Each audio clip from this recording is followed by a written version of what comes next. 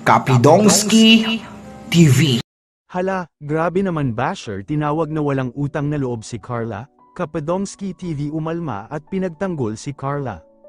Yan ay sama-sama nating tutukan mamaya mga kalingap.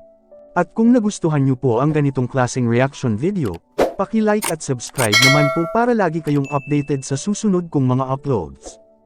At salamat sa walang sawang pagmamahal at suporta kay Kuya Val Santos Matubang at Idol Kalingap Rab. Paalala, panoorin at tapusin ang video na ito para malaman mo kung ano ang nilalaman nito bago mag-comment. Ngayon balik tayo sa topic.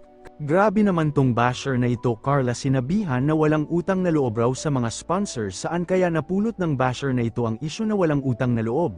Ayon nga sa comment sa iyang video na nilabas ni Kapidongski TV tungkol sa bahay ni Bibi Viancy na nagkakahalaga ng 2 million pesos, dito nga may nag-comment tungkol kay Carla.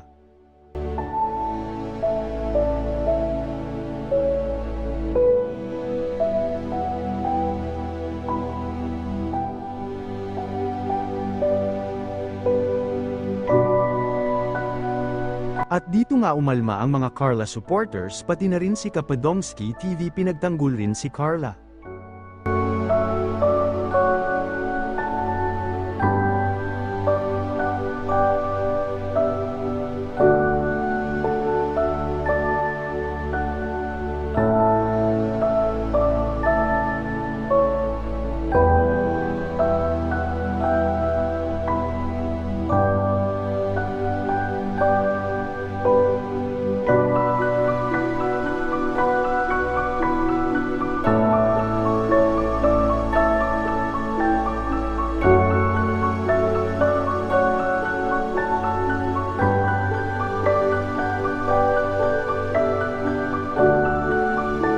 Grabe ka Rolando Irlandes, saan mo kaya nakuha ang isyu na ito na walang respeto at utang na loob si Carla? Sa pagkakaalam ko, simula si Carla ang na-vlog ni Kalingap Rab, super bait ng batang ito.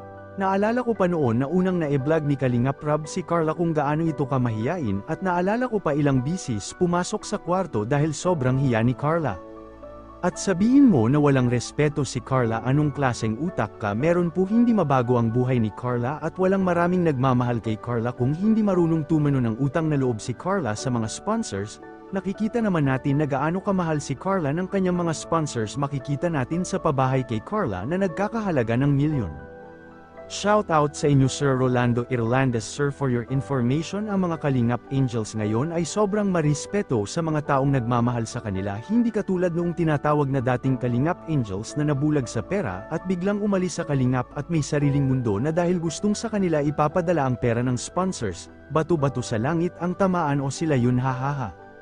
Sir, bago ka mag-comment ng hindi maganda, manood ka kasi lahat ng vlog ni Kalingap Rab para hindi ka magsalita ng hindi mo alam, hahaha. Kayo mga idol, anong masasabi ninyo sa basher na ito? Comment down below at ating pag-usapan. God bless mga idol. Palagi niyong tandaan, matatamasa mo lang ang tagumpay kung hindi ka susuko. Huwag ka magpapa-apekto sa sasabihin ng mga nasa paligid mo, kasi kahit anong gawin mo, meron at merong masasabi. Bumaba ka sa buhay, sasabihin nila naging pabaya ka. Umangat ka sa buhay, sasabihin nila naging mayabang ka. Walang lusot, meron at merong masasabi ang mga tao sa atin. Kaya kung ano yung gusto nating gawin, hanggat alam natin hindi masama yun, gawin natin ang gawin. Alam nyo, ang mga tao, walang pakialamin sa proseso kung paano nyo ginawa, kung paano nyo tinrabaho. Mukhang ewan ka talaga para sa mga yan sa umpisa. Ang gustong makita lang ng mga tao palagi, yung finished product. Ano yung narating mo dyan. As long as di mo napapabayaan yung pamilya mo, yung sarili mo, sa kung ano man yung tinatahak mo, banat lang.